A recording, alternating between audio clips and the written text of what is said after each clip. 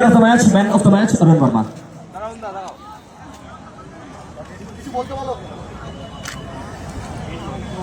चलिए अरुण आ जाइए इस तरफ, प्रिंस आ जाइए इस तरफ।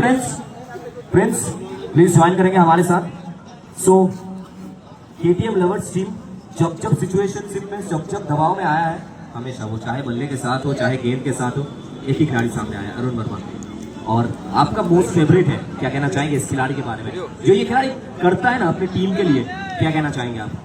वो बॉलर भी है, बैट्समैन भी है और कैप्टन भी है। विकेट कीपिंग भी सीख रहा है, अभी विकेट कीपिंग भी करेगा। थोड़ा देर बाद रिशु के बगल में अंपायर भी करेगा, सब कुछ करेगा वो। तो मेरे टीम के लिए बहुत अच्छा परफॉर्मेंस हमेशा दिया है। एक दो टूर्नामेंट थोड़ा डाउन हुआ था, पैक किया, बोल के आया था मैं पैक करूंगा, कर दिया। और सबसे बड़ा ये सवाल है, सभी का ये सवाल कि सबने क्वेश्चन किया है कि क्या अरुण का डाउन थोड़ा आगे आ सकता है, क्योंकि कैसे बल्लेबाजी कर रहे हैं आप। देखिए वर्षा का, देखिए एसएस का, आज दुर्गापुर के सरजमीन में मार दिया लड़के ने। कुछ नहीं, उसको तो बोलते हैं हम ओपनिंग कर, बोलते हैं नहीं आप लोग जाओ, नहीं तो आप मेरा पैसा डबल हो जाएगा। ओपनिंग नहीं आता है, बॉल करता है। Thank you Prince. अब हम जाएंगे सीधा अरुण के पास। অরুণ, কোথাও একটু দেখেছিলাম টপ অর্ডার একটু কোথাও ধরাশায়ী ছিল, ঠিক সেই জায়গায় যখন ব্যাট করতে মাঠে এসেছিলেন 3 থেকে 4টে বাউন্ডারি পুরোপুরি ম্যাচের মোমেন্টামটা চেঞ্জ করে দিয়েছিল। কোথাও কি যখন বল করতে মাঠে আসো তখন কি কোথাও এটা মনে হয় যে ব্যাটারদের আরো ভালো করতে হতো এই ম্যাচে? ভালো করতে হতো, বাট আউট হয়ে গেছিলো, সেখানে কিছু করার ছিল না।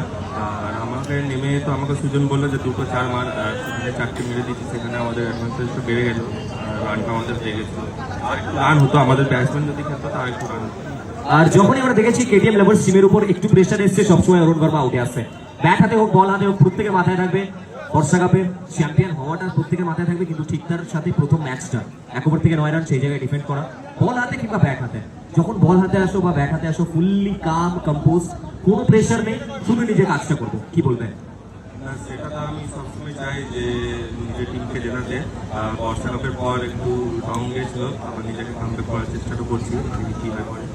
আর লাস্টের ফাইনাল কোশ্চেন, সব মিলে দুর্গাপুরের মাটি, দুর্গাপুর চ্যাম্পিয়ন্স ট্রফি সিজন 5 2 মাস আগে আমরা অনেকে দেখেছিলাম বলতে যে হয়তো এই টুর্নামেন্টটা হবে না। সেই জায়গা থেকে যখনই কেউ হবে না বলেছে, দুর্গাপুরের মানুষ সবসময় এগিয়ে এসছে। কি বলবে টুর্নামেন্টটা সম্বন্ধে? চিরেদা ফুল এন্টায়ার টিম, চিরঞ্জিত দা যেভাবে টুর্নামেন্টটাকে নিয়ে এসছে, কি বলবে টুর্নামেন্টের সম্বন্ধে? এদেরকে নিয়ে তো কিছু করার নেই, ওরা তো নিজে আমাকে তো বলছিল যে কাল থেকে চলে যায় আই।